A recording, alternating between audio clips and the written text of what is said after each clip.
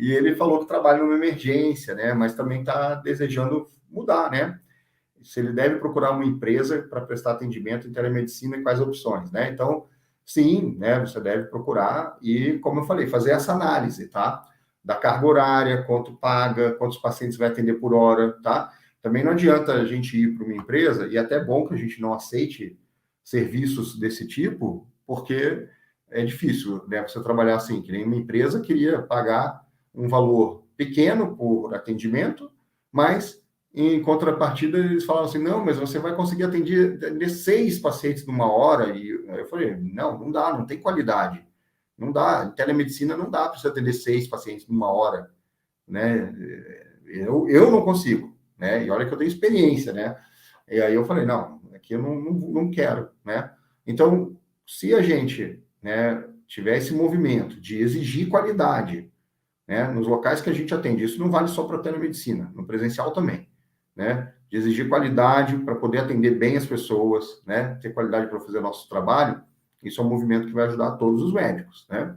E então, as opções, né, Álvaro? E aqui já emendando, a Raquel também pergunta, as opções eu vou tratar mais lá dentro do curso, tá? De empresas e tal.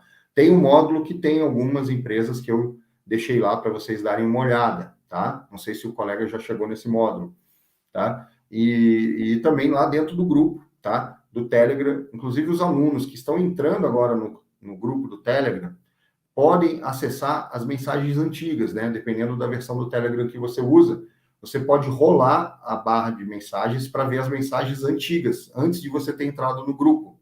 E lá tem várias empresas que eu coloquei lá, que estavam procurando médicos e tal. E eu aconselho até, quando você vê uma empresa que está procurando médico, mesmo que não seja da sua especialidade, a procura por essa especialidade, vamos dizer, a empresa X está procurando um médico da área de psiquiatria.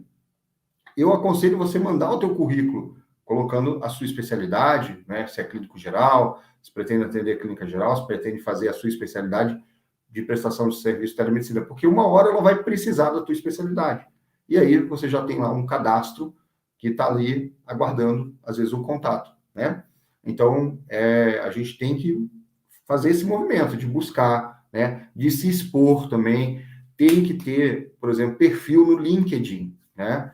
É lá que estão as empresas, né? Hoje, a rede social de troca de informação sobre mercado de trabalho, tá? Sobre prestação de serviço, consultoria, tudo está lá no LinkedIn, tá? Então, você tem que ter um LinkedIn, tá? A empresa que eu trabalho foi pelo LinkedIn, né? A gente se encontrou por lá, né?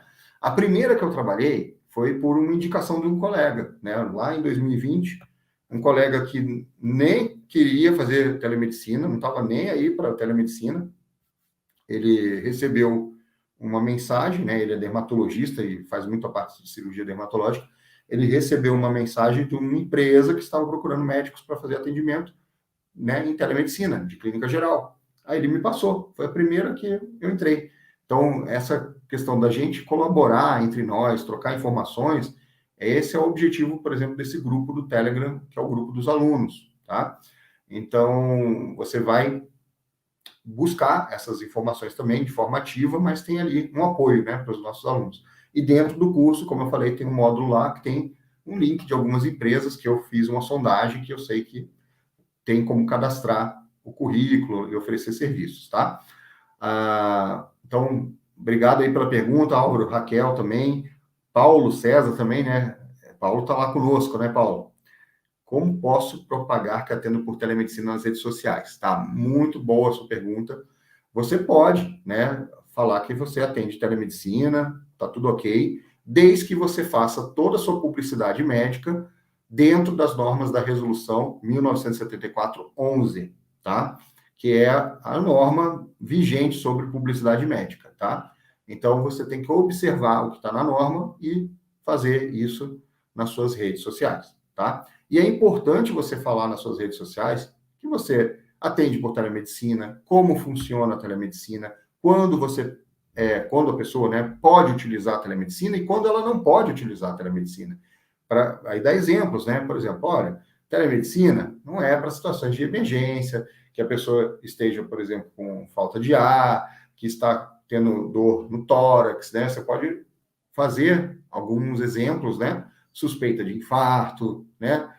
Convulsões, não é para telemedicina, isso aqui é emergência, tem que acionar o serviço de emergência, atendimento presencial, né? Então, você pode ir esclarecendo as pessoas e se você é especialista em uma determinada área, você pode anunciar, né, sua especialidade, desde que você tenha o RQE registrado, né? Você pode anunciar e você pode falar sobre várias coisas da sua especialidade e ir encaixando qual o momento dentro da tua especialidade, por exemplo, que a telemedicina pode ser usada. Então, eu vou dar um exemplo aqui. Tem muitos cirurgiões que falam, a telemedicina não serve para cirurgia. Não, serve. Você pode comentar que o retorno da consulta, em alguns casos, que você já avaliou o paciente, pediu exames complementares para, de repente, fazer algum tipo de cirurgia eletiva, você pode fazer esse retorno online, né? E para a cirurgia, por exemplo, isso é muito bom, porque muitos cirurgiões, principalmente em cidades polo, atendem pessoas de locais distantes. E para essas pessoas, é dispendioso se deslocar 100, 200 quilômetros, 300 quilômetros para fazer uma consulta de retorno, onde não vai haver novamente o exame físico, às vezes, né, em muitos casos, que seria para ver os exames, né, de rotina e pré-operatória e fazer alguns acertos ali, tá? Então, um exemplo, né, de como pode utilizar a telemedicina. E você falar sobre isso.